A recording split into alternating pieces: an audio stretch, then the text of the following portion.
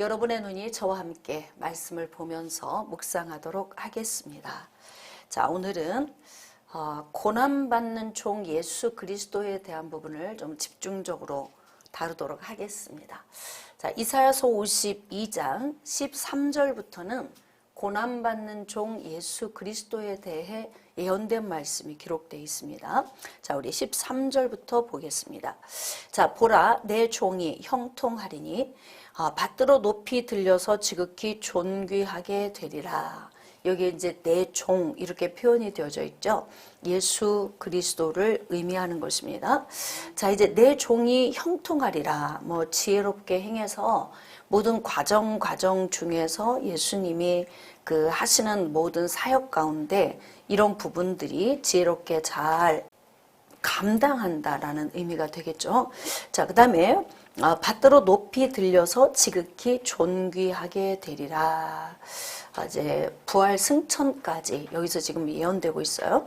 전에는 그의 모양이 타인보다 상하였고 그리고 또 그의 모습이 사람들보다 상하였으므로 또 많은 사람이 그에 대하여 놀랐거니와 예수 그리스도에 관한 부분이요. 그가 나라들을 놀라게 할 것이며 왕들은 그로 말미암아 그들의 입을 봉하리니 이는 그들이 아직 그들에게 전파되지 아니한 것을 볼 것이요 아직 듣지 못한 것을 깨달을 것임이라. 성령의 조명이 아니면 이게 무슨 얘기인지 못 알아들어요.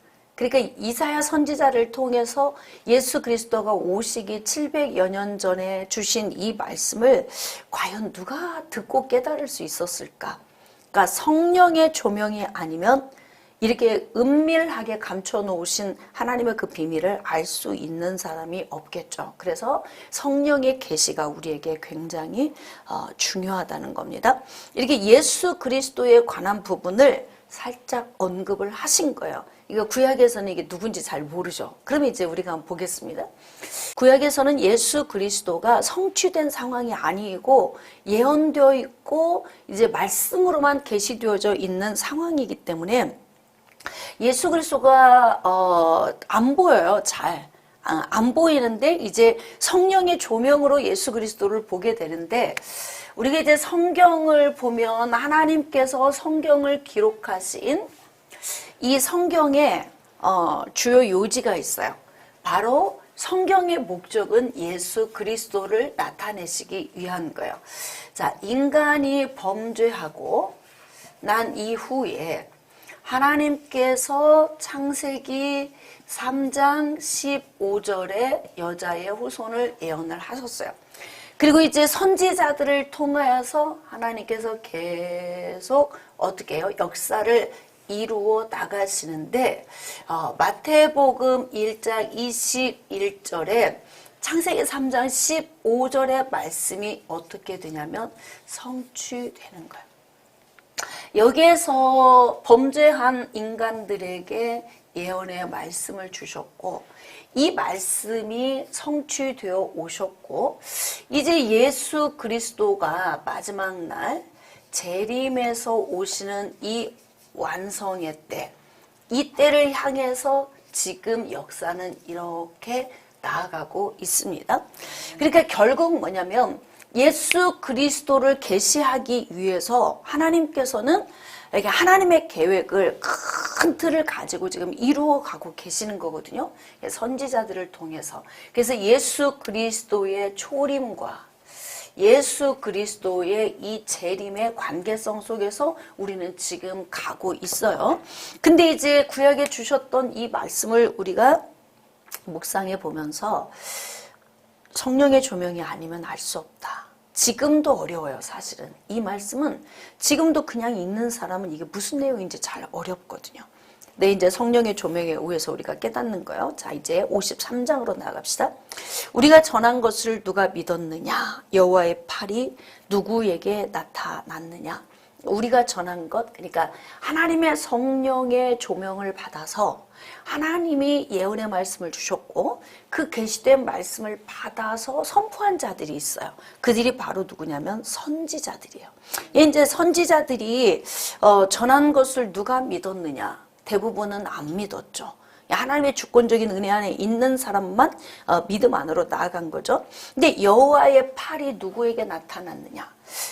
크게 이게 뭐냐면 여호와의 팔이에요. 여호와의 팔. 이 여호와의 팔이라고 하는 건 뭐냐? 여호와의 손. 손은 능력과 권능을 의미하죠. 근데 이 여호와의 손이 움직여야 했던 이유는 뭐냐면 하나님의 방대하신 이 계획, 다시 말하면 작정 때문에 하나님의 팔이 인간에게 필요했던 거예요. 그 하나님의 권능이. 근데 이제 여호와의 팔이 누구에게 나타났지? 하나님의 구원의 능력의 방법이 어떤 것이지? 자, 2절. 그는 주 앞에서 자라나기를 연한 순 같고, 그라고 표현하고 있잖아요.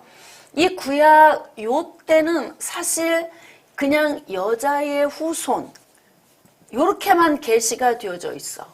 그러니까 이 여자의 후손이 누구인지 이름이 계시가 되어져 있지 않고 구체적으로 하나님이 주신 이 예언된 말씀을 깨달을 수 없어요. 근데 여기에서는 어떻게 표현이 됐냐면 그라고 표현을 하고 있어요. 그는 주 앞에서 자라나기를 연한 순 같고 마른 땅에서 나온 뿌리 같아서 고운 모양도 없고 풍채도 없은즉 우리가 보기에 흠모할 만한 아름다운 것이 없도다. 기대 이하다. 하나님이 세우신 구원의 계획, 범죄한 인간들을 위하여서 예수 그리스도를 준비해 놓으셨고, 그리고 그때로부터 선지자들을 통해서 그에 대해서 계속 예언을 주시는데, 지금 이사야 선지자가 BC 740년에서 BC 681년, 거의 한 60년 동안을 이제 선지자로 사역을 했었거든요. 근데 이 기간 중에 선포되었으니까 예수 그리스도 오시기 약 700여 년 전에 여기쯤에서 예수 그리스도가 오시기 전 여기쯤에서 이렇게 그에 대해서 지금 예언을 하고 있는데 오실 그 예수 그리스도의 모습이 그렇게 초라하다는 거예요. 흠모할 만한 것이 없다. 이게 뭐냐면 하나님이 설정해 놓으신 거예요. 하나님이 설정해 놓으셨을 때 기왕이면 근사하고 멋있게 이렇게 뭐 하나님이 설정할 수도 있겠죠. 근데 하나님은 왜 이렇게 설정해 놓으셨냐? 그게 하나님의 계획이고 작정인 거예요. 이 땅에 예수 그리스도를 보내실 때 왜 예수 그리스도가 인류의 죄를 대신 지셔야 했기 때문에 근사한 모습으로 굳이 오셔야 될 이유가 없었어요. 그러니까 죄인된 모습, 가장 죄인으로서도 초라하고 낮고 천한, 그러니까 죄인을 대표하는 모습이 바로 그거예요. 가장 만신창이가 되고 문드러지고 가장 죄 가운데서 헤매고 있는 우리 인간들의 가장 초라한 모습, 그 모습을 입고 이 땅에 이제 예수 그리스도가 오시게 된다.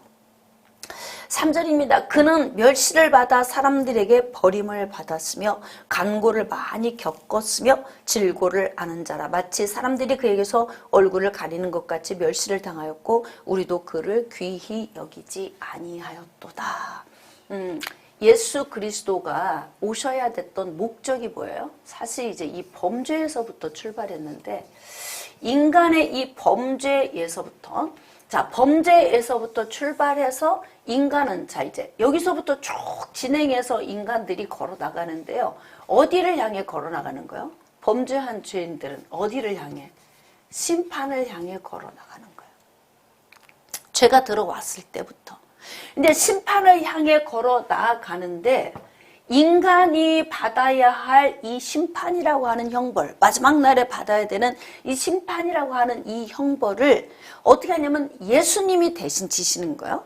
근데 창세기 말씀에서 하나님이 창조하실 때에 에덴에서 어떤 명령을 하셨어요? 선과 악을 알게 하는 나무의 열매를 먹지 마라. 먹는 날에는 반드시 어떻게 한다? 죽으리라. 죽음을 예고하셨어요. 근데 하나님의 말씀에 불순종함으로 인하여서 인간은 어떻게 되었다? 죽었다.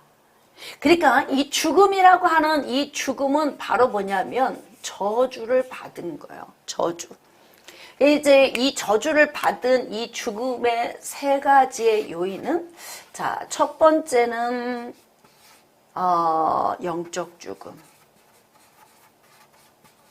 이게 뭐냐면 하나님과의 단절이에요. 그러면서 하나님과 소통이 안 돼. 이제는 죄가 가리워져서 하나님과 소통이 안 되는 그런 요인을 가져오게 됐어요. 자, 육적 죽음을 맛보게 되었어요. 이 저주가. 그래서 어떻게 하냐면 한 번 죽는 것은 정해진 것이요. 그 후에는 심판이 기다리고 있다. 그래서 육적인 죽음으로 끝이 아니고 그 다음 죽음은 뭐냐면 마지막 날의 자심판, 영원적 죽음.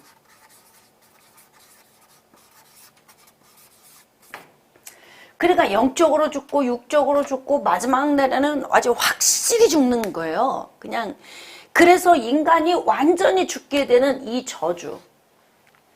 이 저주에서 어떻게 하냐면 범죄한 인간을 위해서 이 심판을 향해 가는데 이 문제를 해결하기 위해서 어떻게 했냐면 창세기 3장 15절이 그래서 그렇게 중요한 거예요. 제가 계속 반복적으로 여자의 후손에 대해서 언급하는 이유가 뭐냐면 여자의 후손에 대한 하나님의 계시의 말씀을 주시지 않았다면 우리에게는 생명을 얻을 기회가 없는 거예요.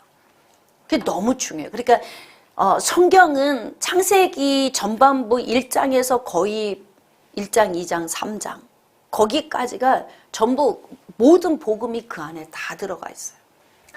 그래서 이제 여자의 후손을 하나님이 준비시켜서 어떻게 하냐면 우리가 받아야 하는 이 심판의 모든 저주를 예수님이 대신 지고 가시는 거예요.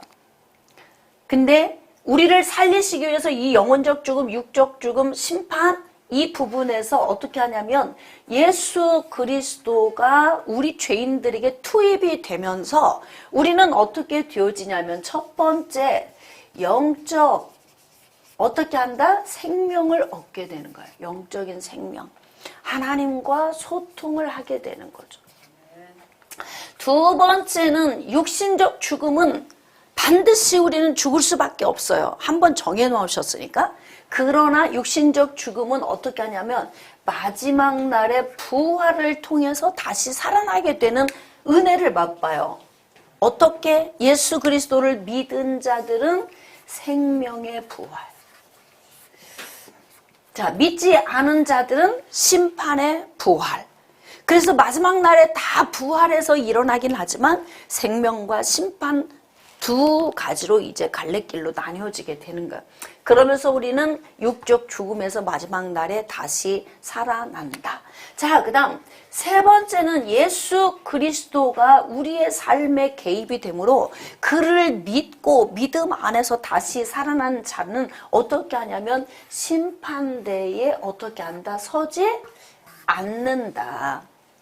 그러면서 우리는 완전한 생명의 자리로 나아가게 되는 거예요. 영원한 생명의 자리로. 자, 그러므로 이게 큰 하나님의 계획이에요. 여기에서 보면은 창세기 3장 15절에 범죄한 인간들을 위해서 하나님이 계시의 말씀을 주시고 성취의 말씀을 주시고 완성의 말씀을 주신 그 큰 틀을 향해서 나가요. 그래서 인류 범죄한 인간들이 심판을 향해 나아가는데 그 가운데에서 바로 요렇게 요 안에 들어있는 사람이 누구의 개입으로 말미암아 여자의 후손. 예수 그리스도의 이 땅에 오심, 이 개입으로 말미암아 믿는 자들에게 주시는 죽음에서 어디로? 생명으로 옮겨주시는 그 은혜가 있다는 거죠. 근데 이제 여기에서 예수 그리스도는 어떻게 하냐면 멸시를 많이 받게 된다. 멸시를 받게 되고 가난하고 고생스러움도 겪게 되고 그 다음에 질병의 고통도 겪게 된다는 거예요. 그 뜻은 뭐냐면 예수 그리스도가 육신을 입고 오신다는 거야. 육신을 입고 오셔서 인간이 겪을 수 있는 모든 것. 자, 범죄한 인간들에게 저주로 온 이것이 뭐냐면 사실은 대표적인 것이 우리가 이 땅에서 사는 동안에요. 질병과 가난이에요. 이 땅에 우리가 환경적인 저주를 받은 것 중에, 근데 말씀이 육신이 되어서 육신으로 오신 예수 그리스도는 이 땅에서 육신을 입고 사는 인간들이 범죄함으로 인해 온 결과적인 이 모든 힘겨움을 예수님이 친히 육신을 입고 오셔서 죄인이 겪어야 되는 걸 다 겪으신다는 거야. 참 하나님의 계획이 놀라우신데 왜 하나님이 이런 방법을 설정하셨을까? 하나님은 주인이시고 하나님은 창조주이시니까 다른 방법을 설정하실 수도 있어요. 그렇죠?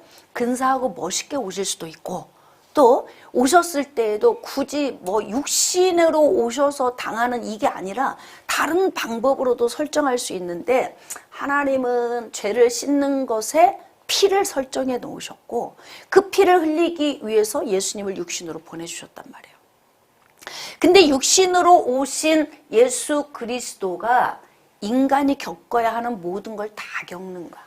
그래서 육신으로 오신 예수님께 우리가 나아갈 때 어떻게 나아갈 수 있느냐? 예수님은 우리의 상담자가 되신다. 예수님이 이런 고통을 겪지 않았다면 우리가 아마 주님 아시죠? 제 마음 아시죠? 이게 그냥 전지전능하신 하나님이시니까 아시죠? 이것과 당신이 직접 겪으셨으니까 아시죠? 이건 좀 다른 거예요. 네? 그러니까 상담을 잘하는 사람은 어떤 사람이 상담을 잘하냐면 그냥 하나님이 인간에게 넣어주신 지식의 수준으로 알아서 하는 상담과 직접 살아본 상담은 틀려요. 여러분 스님도 천주교 신부님도 결혼 생활에 대해서 논하라면 정말 잘합니다. 안 살아봤는데, 여자하고 살아본 적이 없는데 결혼에 대한 삶을 논해요.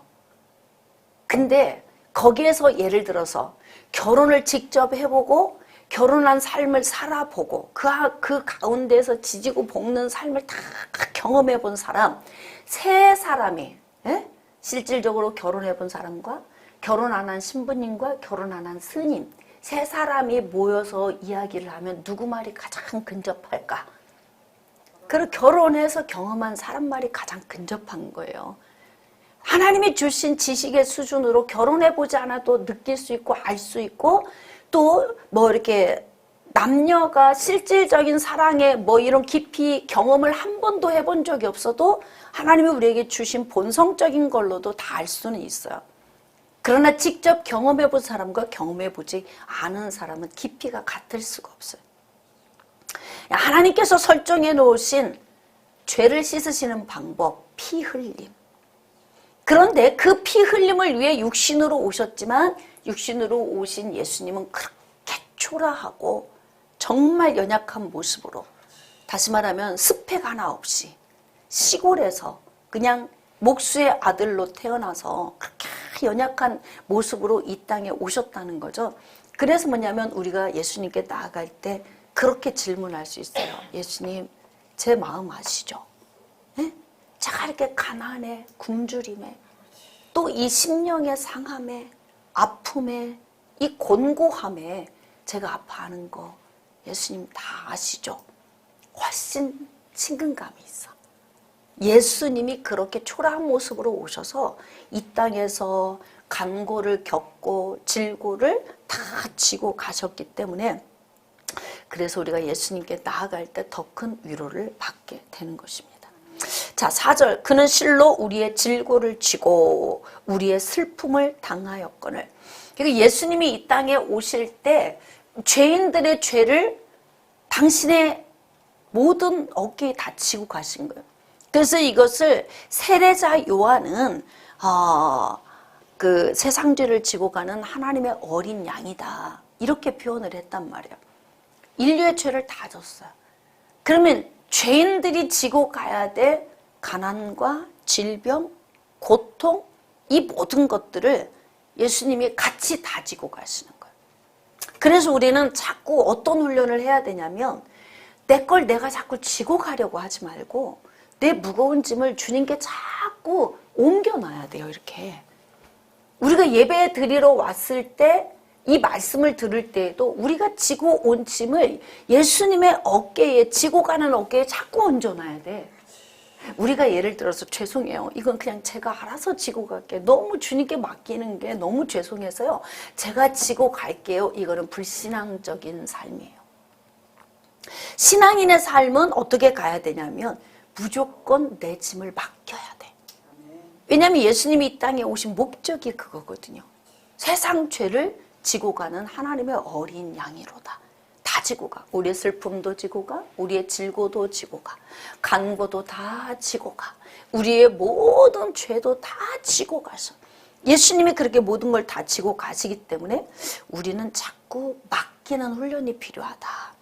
여러분, 그래서 내 짐을 여호와께 맡겨버리라 그렇잖아요. 그러니까 참 마음 안에서 힘들고 어려움 많이 있지만 그래 그냥 주님께 맡기고 가자. 내가 지고 갈래니 뭔 잠인들 옵니까? 밥인들 맛있습니까? 이 아픔을 내 안에서 다 삭히려니 내가 뭐 그냥 정말 인간다운 모습으로 살 수가 있습니까? 이 죄의 무거운 짐을 혼자 생각해 보니 자꾸 교도소 들어가 있는 것처럼 내 마음이 나를 그렇게 짓눌러 오는데 이것이 늘 우리가 감당이 되겠습니까? 그래서 예수 그리스도를 믿는 것은 우리의 모든 짐을 자꾸 주님께 떼어 맡기는 거예요. 오늘도 여러분들이 이 말씀을 들으시면서 오늘 하루의 수고로움의 그 무거움이 있잖아요, 마음에. 그리고 지금까지 아직도 못 맡긴 쌓여있는 우리 안에 있는 것들이 있어요. 그것을 어떻게 하자?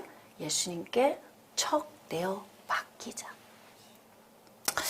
그래서 감사해요. 하나님이 이 설정해 놓으신 이 모든 방법이 인간에게는 가장 좋은 방법으로 하나님이 설정해 놨어요. 우리가 그런 혜택을 지금 받고 있잖아요.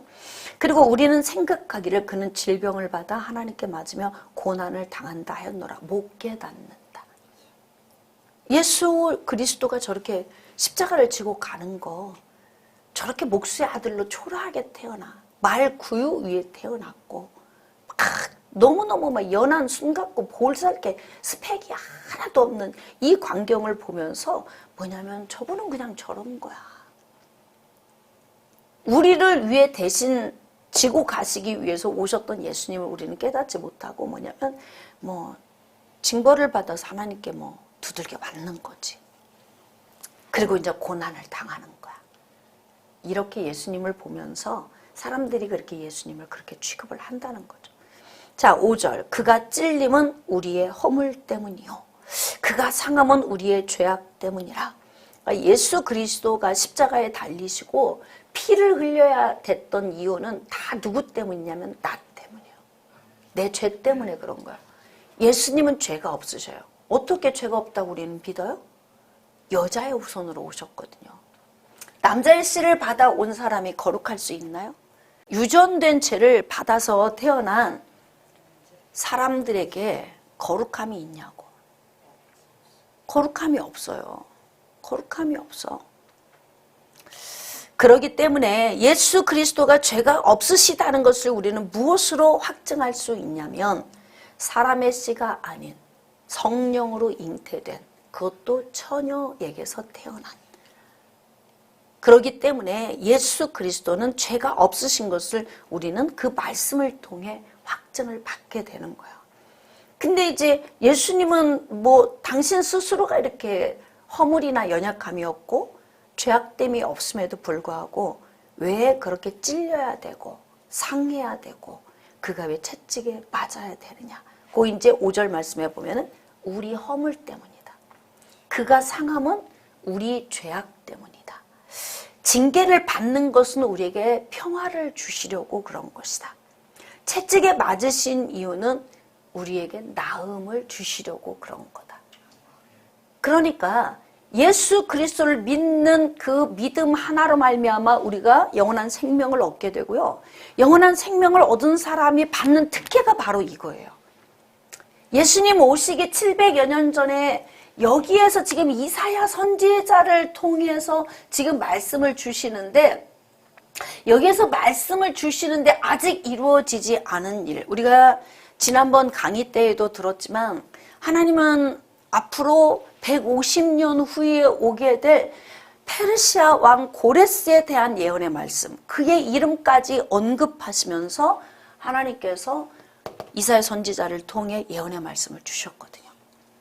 그런데 앞으로 700여 년 후에 오실 여자의 후손인 예수 그리스도에 대해서 이렇게 자세하게 이제 이사야 선지자를 통해서 지금 설명을 하고 있잖아요. 너무 좀 놀랍지 않나요, 여러분? 예, 우리가 이제 성경을 묵상하다 보면 어떻게 앞으로 일어날 일, 이 일에 대해서 이렇게 세밀하게 한치의 오차 없이 이렇게 아시나? 그래서 하나님이신 거예요. 근데 그 하나님이 우리 아버지가 되시고 그 하나님이 저와 여러분을 선택하셨다는 거. 이게 진짜 우리가 받고 있는 특혜예요. 인생을 사는 것이 슬픔과 고생뿐이죠, 사실은. 그렇죠? 하루하루의 삶이 거의 매일매일 비슷해. 뭐 특별한 날도 없고 뭐 대단한 날도 별로 없어. 그렇잖아요? 매일 아침에 눈 뜨면 하루 세 끼 먹고 또 자고, 다음날 눈 뜨면 세 끼 먹고 자고, 그러면서 한 해 더 먹고 떡국 한 그릇 먹으면 한 살 더 먹고, 그러면서 이제 우리는 그렇게 이제 나이를 뭐 60년, 70년, 80년, 90년, 100년 이렇게 나이를 계속 먹어가잖아요. 별로 특별할 것도 없이 우리가 이렇게 인생을 살아가고 있는데, 그런 인생 가운데 예수님이 오셔서 우리에게 어떤 은혜를 주셨냐면 모든 저주를 파쇄하시고 죽음에서 생명으로 옮겨주셨다. 누구에게? 믿는 자들에게. 예수 그리스도의 죽으심과 부활을 믿는 자들에게. 그래서 우리는 어떻게 해야 되냐면 예수님이 채찍에 맞음으로 우리가 나음을 받았다. 그러므로 믿음으로 선포하세요. 그래, 예수님이 오셔서 왜 채찍에 맞으신 거야? 나를 건강하게 하시려고. 그걸 우리 믿는 믿음으로 적용을 하는 거죠. 왜 징벌을 받으신 거예요? 왜 그가 고난을 받아야 됐고, 왜 그가 그렇게 상함을 받아야 됐느냐? 왜 그가 찔려야 됐느냐? 내 죄 때문에, 내 허물 때문에. 그러면서 예수님이 내 걸 대신 지고 갔어요. 그러니까 세례자 요한이 표현한 게 뭐냐면 물세례를 받으려고 세례자 요한 앞으로 오신 예수님을 보면서 보라, 세상 죄를 지고 가는 하나님의 어린 양이로다. 영의 눈이 열리니까 잔뜩 온 인류의 죄가 예수님에게 지워져 있는 게 보이는 거예요. 이게 성령의 계시거든요. 그래서 성경 말씀은 성령의 계시를 통해 알게 돼요. 근데 지금 예수님 오시기 700여 년 전에 이사야 선지자를 통해 선포되는 이 말씀을 누가 알아들었겠어? 지금 이렇게 이사야 선지자를 통해 주신 이 말씀은요, 앞으로 오실 여기를 바라보아야 하기도 하지만 어디를 바라보아야 되냐면 여기를 바라봐야 되는 거예요. 항상 모든 근원은 어디로 가냐면 여자의 후손으로 가요. 근데 이 후손이 어떻게 한다? 계시되었던 예언된 말씀이 성취로 오신다, 이 말이에요. 그러니까 이게 연결고리가 있는 거죠. 현재적으로 이사야가 이 말씀을 받을 때 예언된 창세기 3장 15절의 말씀을 바라보면서 이 말씀이 어디를 향해 가냐면 700여 년 후에 성취될 그 예수님을 향해 가는 거예요. 그러니까 성경은 오직 예수 그리스도를 나타내시기 위한, 죄인들을 위한 말씀이죠. 6절입니다. 우리는 다 양 같아서 그릇 행하여 각기 제 길로 갔거늘 여호와께서는 우리 모두의 죄악을 그에게 담당시키셨도다. 이건 뭐예요? 양들은 각기 제 길로 가, 지갈 길로 가. 스스로 자기의 죄를 해결하기 위한 방법도 없어요. 능력도 없고. 그러나 하나님은 어떻게 해요? 각기 제 길로 뿔뿔이 흩어져서 가고 있는 그들은 전혀 무관하게 아무 생각이 없이 가고 있는데, 그런데 여호와께서 우리 모두의 죄악을 예수 그리스도에게 담당시키셨다. 다시 말하면 그냥 양들은 다 뿔뿔이 흩어져 제갈 길 가고 자기 살 길 사는데 하나님은 그것과 무관하게 당신의 계획을 설정해 놓고 이루어 가신다. 그 뜻이에요. 이걸 은혜라고 그러는 거예요. 오늘 우리가 하루하루 살아가는 삶을 보세요. 우리가 뭐 하나님께 뭘 드렸어요? 오늘 하루의 삶에. 그분과 내가 어떤 관계성을 가지고 살았어요? 우리는 오늘 예수님 안에서 어떤 삶을 살았어요?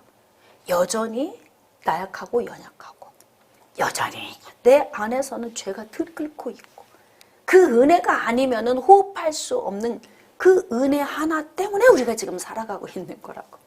우리는 그렇게 각기 제 갈 길로 가요. 그러나 하나님은 어떻게 하느냐? 내가 내 갈 길로 가도 하나님은 당신의 계획으로 나를 따라오셨다. 내가 주님께 간 게 아니고요. 하나님의 은혜가 우리를 따라오신 거예요. 깨달아지십니까? 그 은혜 때문에 우리가 살고 있는 거라고. 그러니까 그냥 우리는 이 특혜를 누리는 이 은혜만으로도요. 가슴이 벅차야 돼요. 근데 언제 더 벅차야 되냐면 내가 더러우면 더러울수록 내가 느추하게 생각되면 생각될수록 더 벅차. 자신이 의롭고 깨끗하다고 생각하는 사람들은 예수가 필요가 없어요. 그래서 강팍한 거예요. 복음을 들어도 귀를 기울이지 않아요. 왜?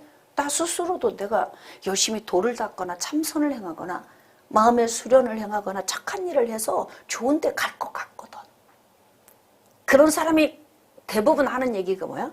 법 없어도 산다. 그 얘기를 하는 거지. 내 스스로 내가 의로움으로 내가 어딘가 생명의 자리로 갈 수 있다. 그게 얼마나 교만하고 강팍하고 더러운 겁니까? 자기 자신 안에 있는 그 더러움을 애써 감추면서 자기 자신을 거짓되게 보이는 그런 강팍함이 예수를 거부하게 하는 거예요. 그러니까 예수 그리스도를 인정하는 사람은요. 내가 죄인이구나라고 내 자신을 볼 줄 아는 사람이 인정하는 거예요. 그래서 우리는 성령의 그 감동에 의해서 우리의 죄를 보게 된 거고 그 죄를 씻음받기 위해 몸부림치고 예수님을 인정하게 된 거죠. 그래서 우리가 영원한 생명의 자리로 나아가게 되는 것입니다. 7절 그가 곤욕을 당하여 괴로울 때에도 그의 입을 열지 아니하였으며 왜? 예수님이 십자가를 지시고 그 지시기까지 있었던 일련의 모든 과정 중에서 왜 예수님은 그렇게 침묵하시면서 가셨나? 예수님은 자기 의지로 이 땅에 오신 게 아니에요. 예수님은 여자의 후손을 준비시킨 성부 하나님, 아버지 하나님의 계획 속에서 보냄을 받으신 분이에요. 그러니까 철저하게 여자의 후손은 성부 하나님의 계획에 어떻게 하셨다? 복종하셨다. 그래서 빌립보서 말씀에서도요. 본래 그는 하나님의 본체셨다 그래.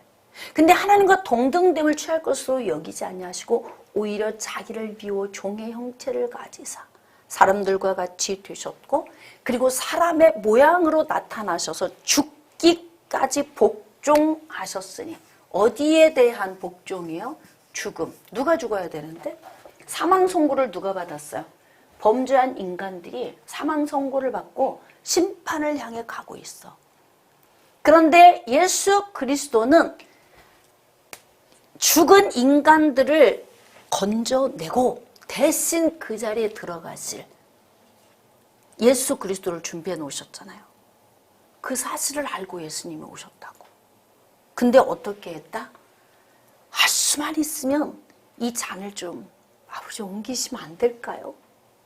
이 정도로 온전한 육신을 입고 오셔서 정말 고민돼서 죽을 지경이 될 정도로 이게 십자가를 지는 문제가 형벌이 그만큼 두렵고 무겁고 무서운 것이었다. 그럼에도 어떻게 했다? 죽음 앞에 복종했다. 그래서 곧 십자가에 죽으심이라. 바울이 빌립보 교회 성도들에게 이렇게 예수 그리스도를 그렇게 소개를 하고 있거든요. 예수 그리스도가 자기에게 다가오는 이 죽음을 순종, 즉 복종함으로 오심으로 인하여서 우리를 어떻게 했냐면 죽음에서 건져내고 생명으로 옮겨주신 거야.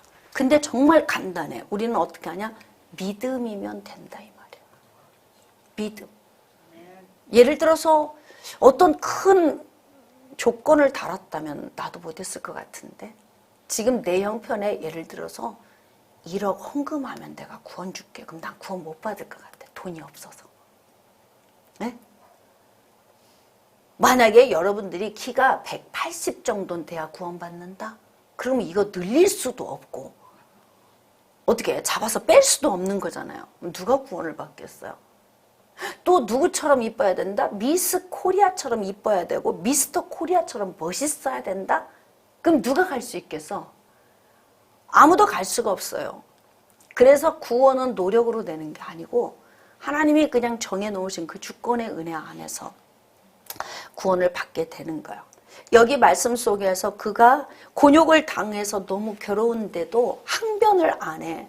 왜냐하면 자기 목적을 위한 게 아니고 성부 하나님의 계획, 여자의 후손으로서 이 범죄한 이후에 계획된 그 계획의 실천자로 오셨기 때문에 자기 의지가 없는 거예요. 그러니까 순종이 넘어선 복종까지, 순종을 넘어선 복종까지 예수님이 하게 되는 모습을 보면서 우리도 어떻게 해야 되냐면, 여러분 이제 그리스도 안에서 구원받은 사람은 예수님이 가신 길을 우리가 가는 거예요. 왜냐하면 하나님의 나라를 세우시는 방법을 어떻게 설정했냐면 전도라고 하는 방식으로 하나님의 나라를 세워가시는 거예요. 그래서 이 전도는 예수 그리스도의 제자로서의 삶을 우리가 살아야만이 하나님의 나라가 확장이 돼요. 근데 제자로서 가는 이 길이요, 예수님이 가신 것처럼 가야 된다 이 말이에요. 곤욕을 당하고 있어도 침묵해. 왜냐하면 내 목적을 이루기 위한 게 아니에요. 하나님 나라를 세우는 것은 예수님이 죽으시면서 죽은 우리를 살린 것처럼 죽은 자들을 위해서 우리가 복음을 전해서 그들을 건지는 통로로 우리가 쓰임받아야 되잖아요. 그러니까 우리가 그리스도 안에서 구원받은 삶을 사는 것은 내 목적이 아니라 하나님의 목적 안에 있어야 되니까 예수님의 곤욕을 당하면서도 그렇게 괴로울 때에도 정말 그 양털을 깎는 자 앞에서 잠잠함 같이 도수장으로 끌려가는 그런 짐승처럼 자기 의지와 상관없이 누군가의 목적에 의해서 이끌려갔다 지금 그렇게 기록하고 있잖아요. 그래서 우리도 어떻게 해야 되냐면 예수 그리스도의 제자로서 예수님이 가신 그 길을 우리도 따라갈 때 내 목적이 아닌 성령의 이끌림 바 되어서 그분이 우리를 이끌고 가는 방식대로 가는 거예요. 정말 우리 그 중고등부 우리 부장선생님도 여기 계시지만 애들이 몇 명 없잖아. 그 아이들을 감당하기 위해서 뭔가 막 훈련을 받고 직장 다니고 그렇게 바쁜데도 하여튼 내가 볼 때는 한 1인 몇 역은 하는 것 같아. 몸이 한 3개, 4개로 나눠져서 뛰는 것 같다는 느낌? 근데 제가 어떤 생각이 드냐면 참 충성스럽다 이 생각이 드는 거야. 왜냐하면요, 안 하고 싶겠지. 많으면 재밌거든요. 그쵸? 청년들도 막 북적북적 바글바글 하면은 사역자가 일하기 좋고, 목사도 막 사람이 바글바글 하면 그냥 신나. 성령이 안 충만해도 그냥 충만하게 신난 거예요. 환경이 그렇게 만들어요. 근데 열악한 중에서도 열정을 가지는 건 그건 성령이 하는 일이야. 사람 한 사람 앉혀놓고도 복음 전하는 일이 불타는 건 성령이 하게 하는 거예요. 좋은 환경 속에서 뭔가 막 신바람 나는 건 그건요 기분으로 좋을 수 있어요. 맞죠?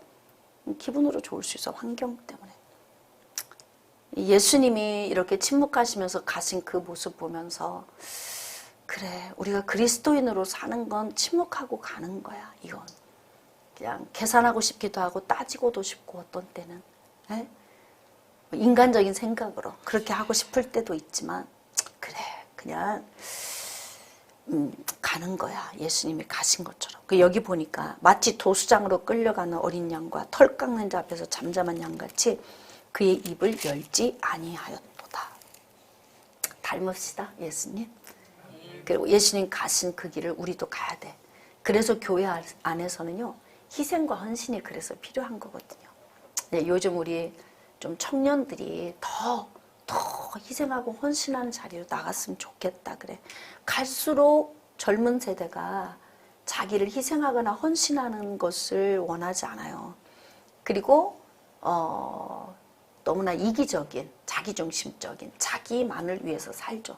근데 우리는 그리스도 안에서 어떻게 해야 되냐면 누군가가 희생하고 헌신함으로, 섬김으로 그 복음을 통해 우리가 구원받았고 그 섬김을 통해 우리가 양육받았고 그래서 우리가 여기까지 왔잖아요. 근데 지금 젊은이들도 마찬가지예요. 그 전 세대가 섬겼고 그 전 세대가 사랑으로 품었고 희생하고 헌신해서 그들이 영원한 생명을 얻게 된 거거든요. 그러니까 우리 젊은 세대도 어떻게 해야 된다? 그렇게 예수님이 가신 것처럼 희생과 헌신 그리고 침묵하면서 우리를 내어주는 그런 삶을 살아야 된다. 우리의 주일학교 중고등부 청년부를 사랑하고 축복합니다. 우리 부장선생님들도 좀 열심히 그렇게 예수님이 가신 길을 따라가셨으면 좋겠습니다. 8절 그는 곤욕과 신문을 당하고 끌려갔으나 그 세대 중에 누가 생각하기를 그가 살아있는 자들의 땅에서 끊어지면 마땅히 형벌받을 내 백성의 허물 때문이라 하였으리요. 못 깨달아요. 못 깨달아요. 그냥 이렇게 현상을 보면서 사람들은 그 현상 안에서만 뭐가 있겠지. 그러니까 저렇게 고난 당하는 거겠지. 근데 이런 식인 거지. 이것이 죄인된 나와 연결고리가 이루어지지 않으니까 구원이 안 오는 거예요. 예수님이 이렇게 가실 때 세례자 요한처럼 보라, 세상 죄를 지고 가는 하나님의 어린 양이다. 이게 영적인 눈이 열려서 보여지잖아요. 그러면 이게 나와 연결고리가 되는 거예요. 근데 대부분의 사람들은 그는 징벌을 받아 마땅해. 뭔가 있겠지. 저 사람이 저렇게 되는 것은 자기의 어떤 몫이 있을 거야. 그러면서 자신의 죄를 보려고 하지 않는다는 거죠. 구약시대에 유대 율법주의자들이 율법주의를 만든 이유가 뭘까요? 자신의 죄를 안 본 거예요. 율법을 주신 목적이 뭡니까? 죄를 보게 하기 위한 거예요. 이 사도 바울이 아주 깔끔하게 정리했어요. 로마서 3장 20절에. 율법은 죄를 깨달음이니라. 구약의 유대인들이 율법의 본질을 깨달았다면 율법의 의를 만들지 않았을 거예요. 근데 율법을 보면서 자기를 안 봤어. 그러니까 자기 더러움이 안 보여요. 그러니까 더러움은 보이지 않고 행위만 보이는 거지. 그러니까 자기의 죄인됨은 보지 않고 죄를 가리우는 의식적인 행위, 다시 말하면 바리새인 같은 그런 행위를 하면서 다른 사람을 정죄하는 삶을 사는 거예요. 다른 사람을 정죄하는 마음이 강한 사람은 자기를 더 많이 덮고 사는 사람이에요. 그러니까 우리는 말씀을 통해서 우리 안에 있는 더러움을 자꾸 보는 것이 굉장히 중요하죠. 9절 그는 강포를 행하지 아니하였고 그의 입에 거짓이 없었으나 그의 무덤이 악인들과 함께 있었으며 그가 죽은 후에 부자와 함께 있었도다. 야, 예언된 말씀이요. 예수 그리스도가 십자가에 못 박혀 죽으신 후에 와서 장사를 치러준 사람이 있어요. 그게 누구예요? 진짜 돈이 많은 부자인데요. 아리마대 사람 요셉이에요. 근데 아직 태어나지도 않았어. 700여 년 후에 있을 일이에요.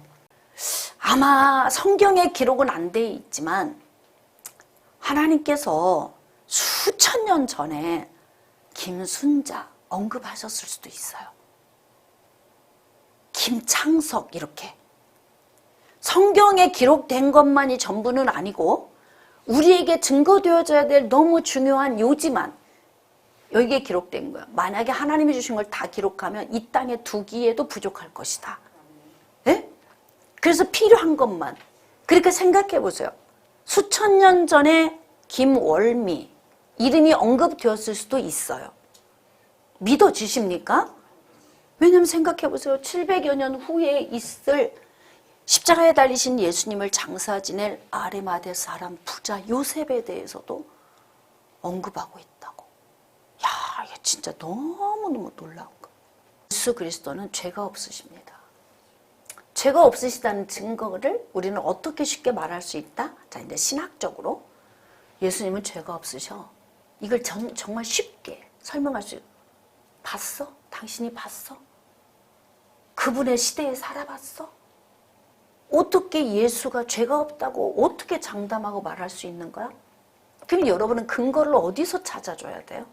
자, 시작. 어떤 말씀? 시작. 할렐루야.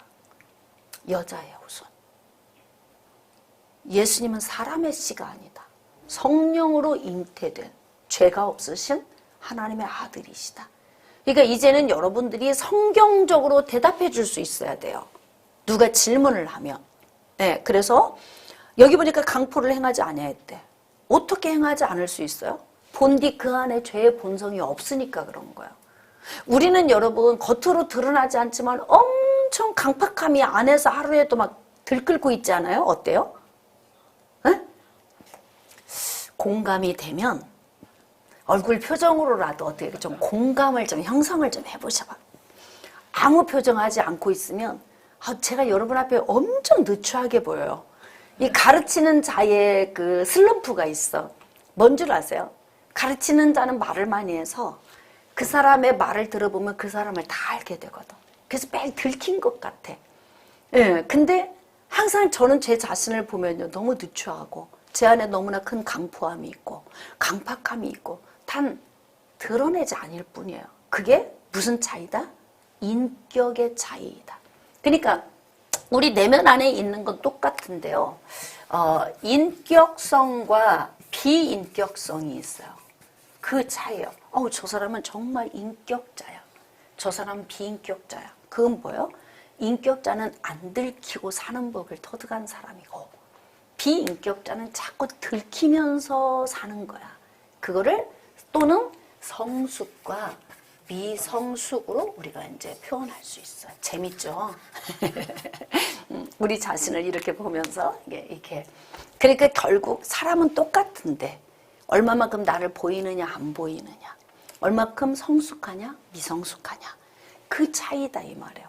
그러니까 우리는 어떻게 하냐면 내 안에 있는 나의 강포를 보는 것, 그것이 예수를 영접할 수 있는 기반이 되는 거예요. 유대인들은 이것을 봤다 못 봤다? 못 봤어요. 못 봤어.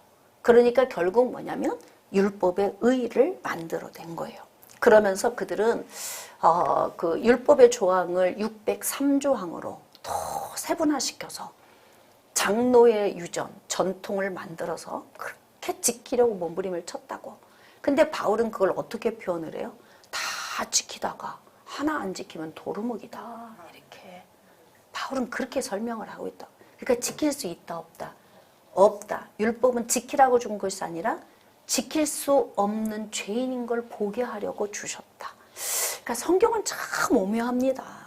이런 부분들을 깨달아야만이 구약과 신약이 같이 좀 이해가 되는 거예요. 자, 10절. 여호와께서 그에게 상함을 받게 하시기를 원하사, 이건 하나님의 계획인 거예요.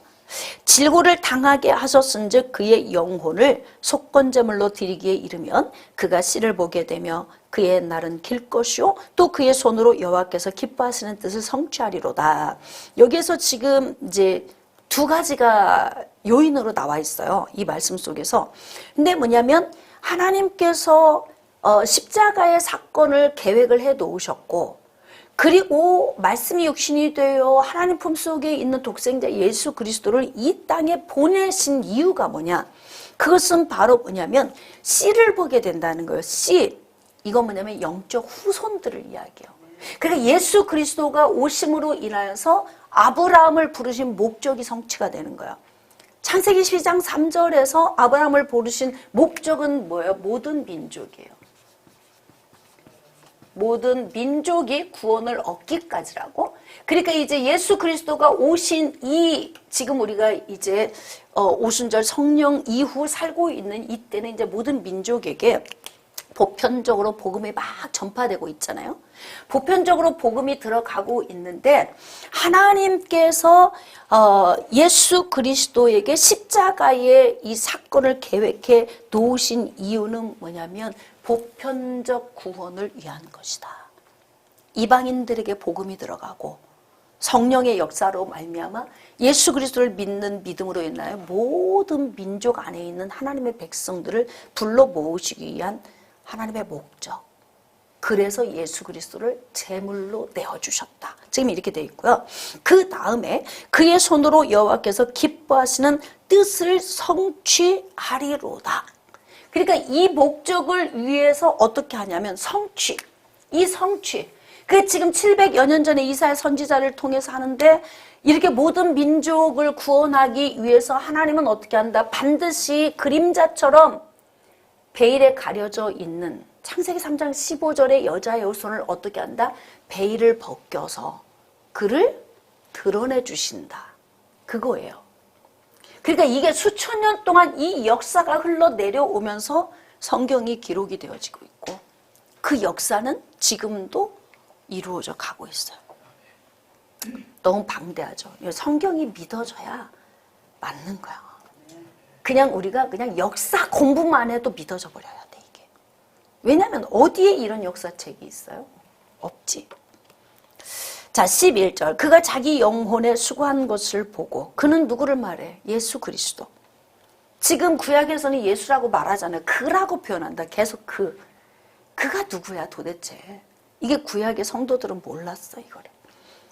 예수 그리스도가 자기 영혼에 수고한 것을 보고 만족하게 여길 것이다. 십자가의 사건을 복종함으로 자기가 죽음으로 나아가고 죽어있는 자를 건져내는데 예수 그리스도는 그렇게 고민돼서 죽을 것 같지만 그의 영혼 안에서는 만족감이 있었다는 거야. 왜? 아버지의 뜻을 이루면서 자기를 희생하고 내어주면서 아버지의 뜻이 살아나니까. 아버지의 계획이 이루어지니까. 그렇기 때문에 육신적으로 오신, 그러니까 온전한 육신으로 오신 하나님의 아들이신 예수 그리스도는 고민하여 죽을 지경이지만 완전한 하나님이신 예수 그리스도, 그의 아들이시면서 곧 하나님이신 그는 만족감이 있었다. 나의 의로운 종이 자기 지식으로 많은 사람을 의롭게 하며 또 그들의 죄악을 친히 담당하리라. 그 밑줄 좀 그으세요.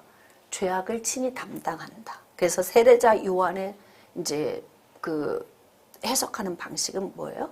보라, 세상 죄를 지고 가는 하나님의 어린 양이로다. 이렇게 표현을 했죠.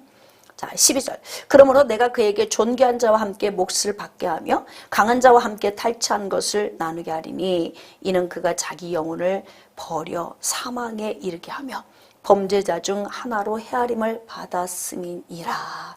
그러니까 죄인하고 똑같은 신분으로 온 거예요. 그러니까 예수 그리스도께서 십자가에 달리셨을 때 6시간 동안 성부 하나님과 단절된 고독한 시간이 있었어요.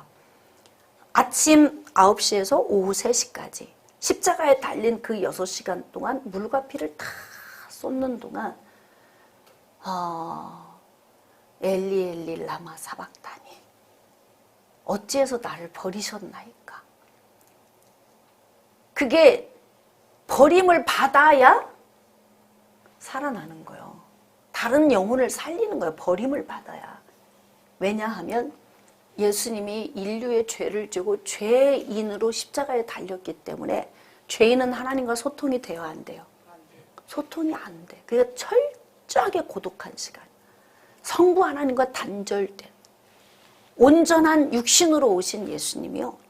거기서 우리의 모든 것을 다 지고 물과 피를 다 쏟으시는, 그 물과 피를 쏟으시는 그 예수님에게로부터 흐르는 것이 인류로 흘러내려 그 피가 효력을 발생시키는 거예요. 그래서 믿는 자들에게 그 피가 어떻게 한다? 효력을 발생해서 죄에서 자유케 함을 얻게 한다. 자기 영혼을 버려서 이제 사망에 이르게 하면서 범죄자 중 하나같이 인정을 받는 그 죄인으로서 달린 그 시간 아직 안 이루어졌거든요. 이사야 선지자가 예언하고 있어요. 그런 일 온다 그거예요. 그렇게 계속 베일에 가려진 말씀을 계속 하시는 거야.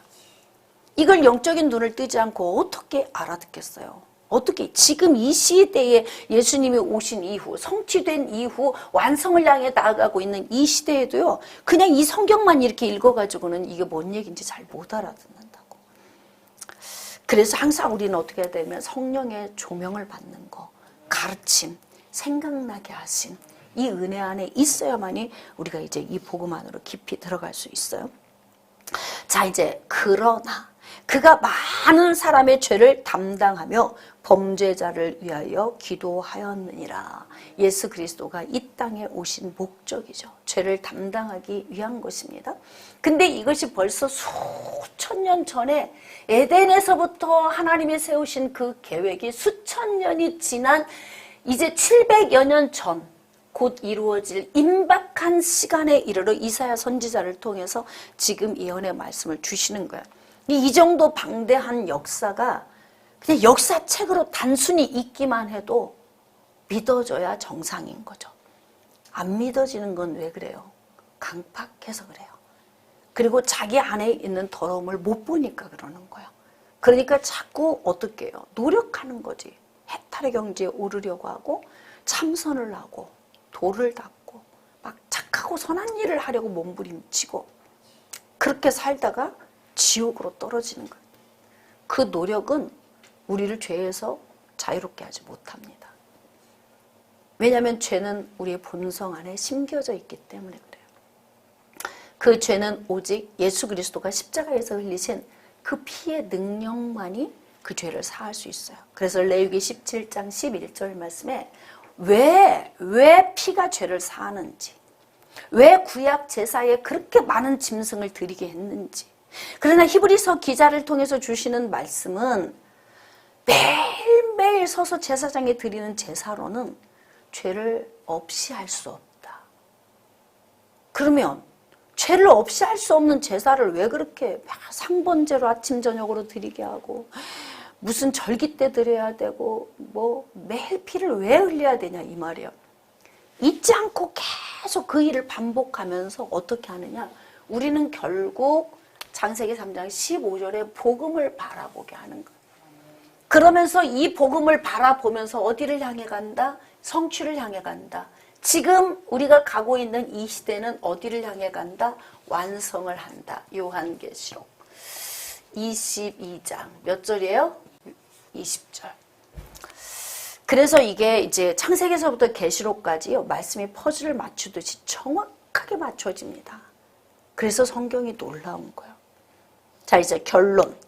지금 53장에 우리에게 주신 이 말씀은요, 앞으로 이사야 선지자가 이 선포한 700여 년 후쯤 오실 여자의 후손에 관해서 이렇게 예언을 했는데, 지금 우리가 시대에 살고 있는 우리 지금 현재적으로 본다면 이 말씀은 이미 2000여 년 전에 성취가 된 거예요.